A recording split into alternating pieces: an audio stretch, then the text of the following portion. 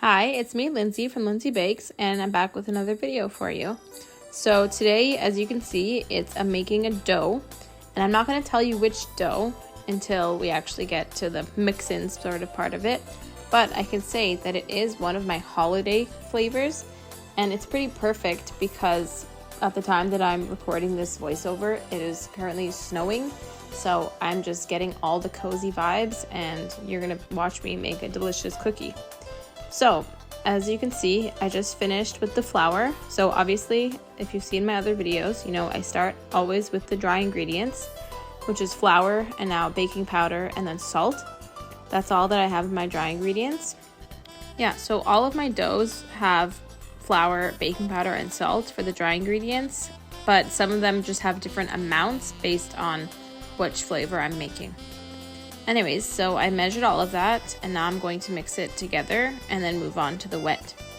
So as you can see in all my videos, I use a scale, and that's probably the best thing you can do for your baking because it gives you the exact amount of whatever you're measuring, and you don't have to worry about things like humidity or just anything affecting the amounts because you know it's going to be the exact same and you're going to get the same results every single time. So now I have my bowl ready for my wet ingredients and on my scale. So this is the sugar, and I do it just with a scoop and then I pour until I get the weight that I need.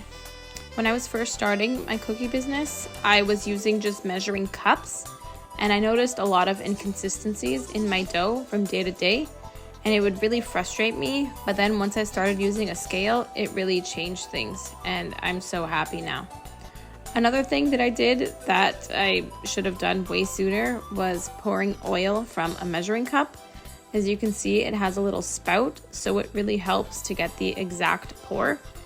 Because before I was pouring from a big 3-liter bottle and that was quite messy.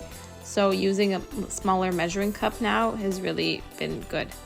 Oh, and now you can see I've added the flavoring. So that was fresh orange zest. So that means this is my Cranberry Orange cookie, which is honestly one of my favorite flavors of all time.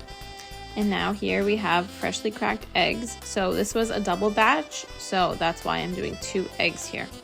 So eggs are the last thing I'll be adding to my wet ingredients. So typically for every dough, my wet ingredients are sugar, egg, and oil, and then whatever mix-in or flavoring is going in that batch. So here I have the orange zest, and then the dried cranberries are gonna come in later. So I always mix off of my scale just to prevent damage to the scale. So I just mix on my counter. It's also more sturdy. And now I just moved it to get it a little out of the shot, even though it's still in the shot. But yeah, now I'm just mixing, and it really takes a lot of work. Like, it actually is a workout if I'm making many batches of dough. Like, this is not sped up. This is how fast I need to move just to make sure all those eggs are mixed up and thoroughly combined into everything else. And then you know the drill. Once I have my dry and my wet, they come together, and then I mix once again. Oh, and there's the dried cranberries. I honestly meant to mix the cranberries into the flour mixture, but I forgot, so I just added them at this point. But it really didn't make any difference.